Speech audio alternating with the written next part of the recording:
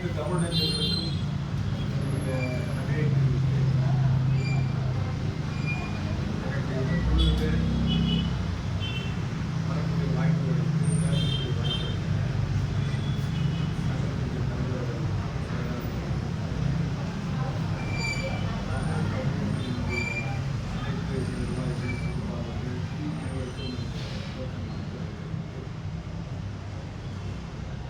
ஒரு சில கருத்துக்களை உங்களோடு நான் பகிர்ந்து கொள்ள ஆசைப்படுகிறேன். என்னை பற்றி பேசும்போது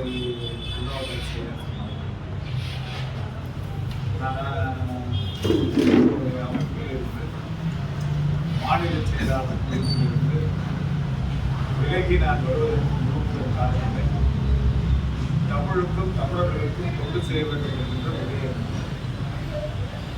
காரணம். கர்நாடக மாநிலத்தை பொறுத்தவரையிலே தமிழர்கள் ஒற்றுமை இல்லாமல் இருக்கின்றார்கள். அதை ஒழுங்குபடுத்த வேண்டிய சூழ்நிலையிலே யாரும் முன்வர மாட்டேங்கிறார்கள். யாராவது ஒருவர் முன்னெடுத்து வர வேண்டும் என்கின்ற ஒரு சூழ்நிலை இருக்கிறது. 50 ஆண்டு காலமாக தமிழர்களுடைய மௌனிக்கு வாழ்ந்து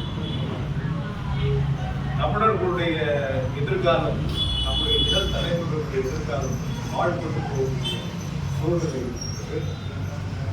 நாம் இங்கே தான் பிறந்திருக்கிறோம், இங்கே தான் வளர்ந்திருக்கிறோம், இங்கே தான் வாழ்ந்து கொண்டிருக்கிறோம், இங்கே தான் வேலை செய்து கொண்டிருக்கிறோம், இங்கே தான் நம்ம பிள்ளைகள் படிக்கிறார்கள், இங்கே தான் நம்மளுடைய எதிர்காலம் அப்படி இருக்கக்கூடிய சூழ்நிலையில் தமிழர்கள் இங்கே ஏன் ஒரு அமைச்சர் பெருமக்களாகவோ அல்லது எம்எல்ஏக்களாகவோ அல்லது எம்பிக்களாகவோ அல்லது அரசுடைய உயர் பதவிகளிலோ எந்த வகையிலும் நாம் பங்கு பெற முடியாமல் இருப்பதற்கு காரணம் என்ன?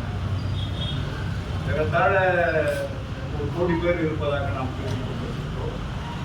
மிக குறைந்த அளவு உள்ள வேற்று மொழியினர் அமைச்சர்களாக இருக்கின்றார்கள், எம்எல்ஏக்களாக இருக்கின்றார்கள், எம்பிக்களாக இருக்கின்றார்கள்.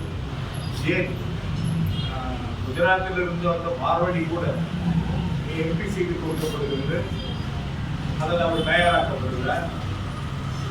இப்படிப்பட்ட ஒரு சூழ்நிலையில இவ்வளவு தமிழர்கள் இருந்தது. நாம் ஒற்றுமை இல்லாமல் இருந்தால் அதற்கு காரணம். அவர்கள் ஒற்றுமையாக இருக்கின்றார்கள், சிறிதாக இருந்தாலும் குறைவாக இருந்தாலும் ஒற்றுமையாக இருக்கின்றார்கள். நாம் பெரிய அளவிலே இங்கே கர்நாடகத்தில் வாழ்ந்தாலும் நாம் ஒற்றுமை இல்லாமல் இருக்கிறோம். நாம் ஒற்றுமை இல்லாத காரணத்தினால்தான் இங்குள்ள அரசியல்வாதிகளும் இங்குள்ள மற்ற இனப்பாகுபாடை காட்டுபவர்களும் அதிகமாக இருப்பதற்கு காரணமே நம்முடைய ஒற்றுமை. நம்மை பார்த்து தேர்தலில் நிற்கின்றவர்கள் வேற்று மொழியினர் என்ன சொல்கின்றார்கள்?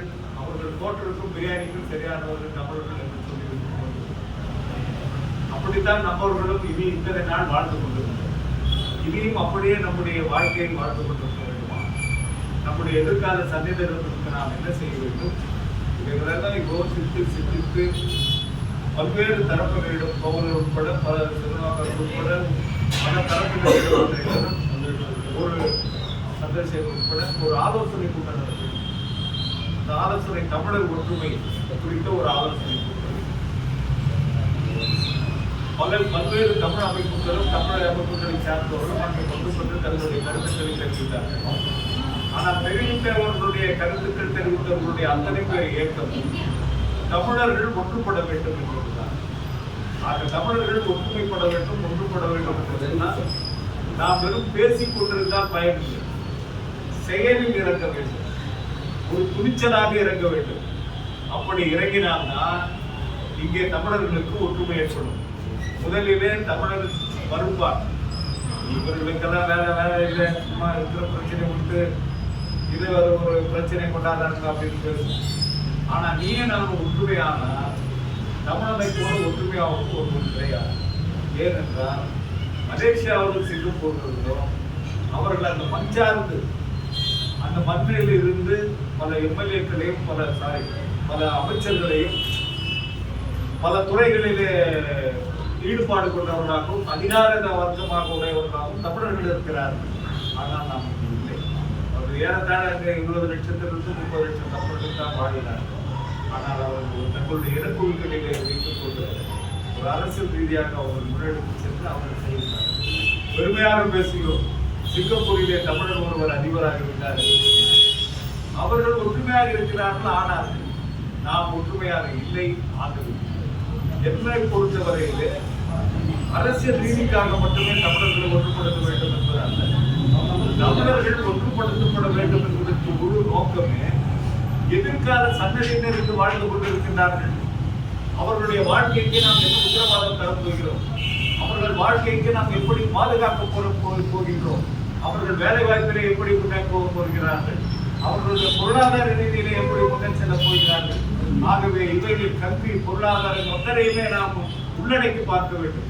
அப்போது உள்ளடக்கி பார்க்கின்ற நேரத்திலே நாம் ஒற்றுமையாக இருக்க வேண்டிய அவசியத்தை இனியாவது நாம் உணர வேண்டும் என்கின்ற ஒரே பெரு நோக்கத்தோடு பல்வேறு தரப்பட்டவர்களை நாம் சந்தித்து வந்து முதலில் இங்கே ஒரு மிகப்பெரிய ஒரு எழுச்சி மாநாடு, தமிழர்களுடைய ஒற்றுமை மாநாடு நடத்தி அதன் மூலமாக பெரும் கூட்டத்தை, லட்சக்கணக்கான கூட்டத்தை நாம் கூட்டி காட்டினால் மட்டும்தான் நம்மை பற்றி அவர்கள் மரியாதை தருவார்கள், மதிப்பார்கள், நம்மை பாராட்டுவார்கள், நம்மை பார்த்து பயப்படுவார்கள். இல்லை என்று சொன்னால், நாம் எதையும் செய்யவில்லை என்று சொன்னால், தமிழர்கள் ஒற்றுமை இல்லை என்ற அதே எண்ணத்தோடு அவர்கள் இந்த அரசியல் கட்சிகளும் அரசியல்வாதிகளும் இங்கு இருக்கின்ற தேசிய அரசியல் கட்சிகளும் தமிழர்களை அந்த முடிவுக்கு விட்டு விடுவார்கள் எதிர்காலத்தில்.